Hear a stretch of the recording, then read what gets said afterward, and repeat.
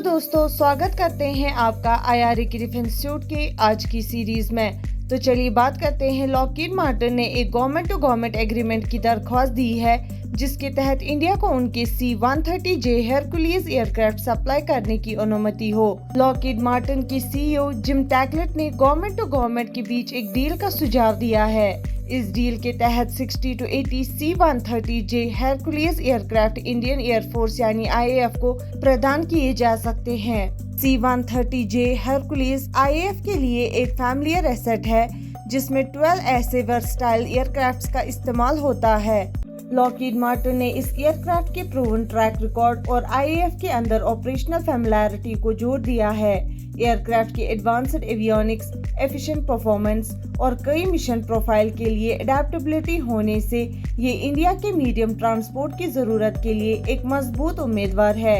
Lockheed Martin इस programme की collaboration के लिए इंडियन पार्टनर्स की खोज में है। इस डील में टाटा एडवांस्ड सिस्टम्स लिमिटेड यानी TASL और लार्सन एंड ट्यूब्रो यानी L&T प्रोमिनेंट इंडियन कंपनीज के साथ डिस्कशंस में है। ये इंडिया के मेक इन इंडिया इनिशिएटिव के साथ मेल खाते हैं, जो देश की डोमेस्टिक मैन्युफैक्चरिंग और फॉरेन इंपोर्टर्स पर डिपेंडेंसी को कम करने का लक्ष्य रखता है।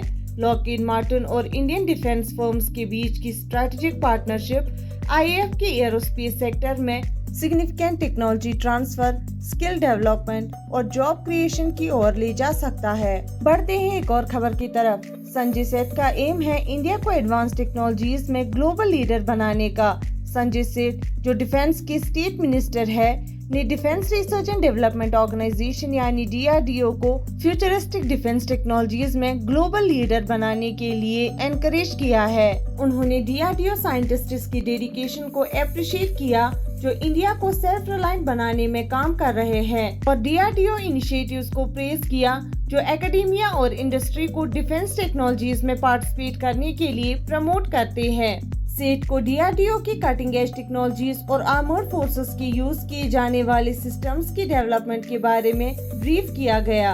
उन्होंने DRDO के प्राइवेट सेक्टर इंडस्ट्री, MSMEs और एकेडेमिया के साथ कोलैबोरेशंस के बारे में भी जाना, जो artificial intelligence, robotics, cyber security, unmanned systems और एडवांस्ड मटेरियल्स जैसे डीप टेक एरियाज पर फोकस करते हैं। सेठ ने टेक्नोलॉजी डेवलपमेंट फंड स्कीम के बारे में भी सीखा, जो प्राइवेट इंडस्ट्रीज, खासकर स्टार्टअप्स और MSMEs को cutting edge technology capabilities enhance करने और डिफेंस में आत्मनिर्भरता प्रमोट करने के लिए एक इकोसिस्टम क्रिएट करने के लिए एनकरेज करती है।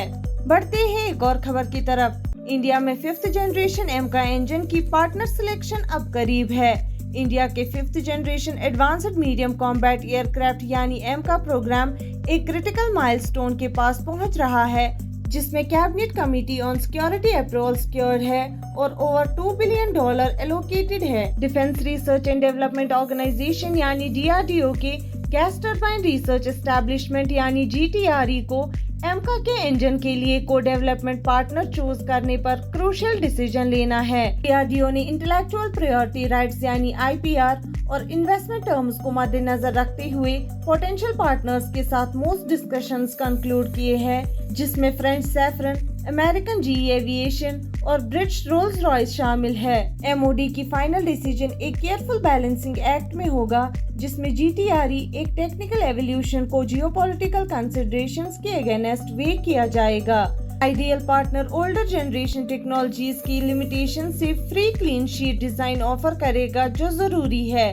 रिपोर्ट्स के मुताबिक सैफरन और रोल्स रॉयस दोनों ने 6th जनरेशन इंजन के लिए क्लीन शीट डिजाइन ऑफर किए हैं, यकीन दिलाते हुए कि इंडिया को IPR ऑनरशिप रिटेन हो और export restrictions free engine technology हो। इंडिया के लिए प्रोग्राम में रिक्वायर्ड इन्वेस्टमेंट्स लगभग $5 to $6 बिलियन होंगे, जो chosen partner next generation engine develop करने में अहम रोल प्ले करेगा, जो एमका को एयर सुपीरियरिटी तक प्रपल करेगा। आज के वीडियो में बस इतना ही। मिलते हैं अगली खबर के साथ अगली वीडियो में।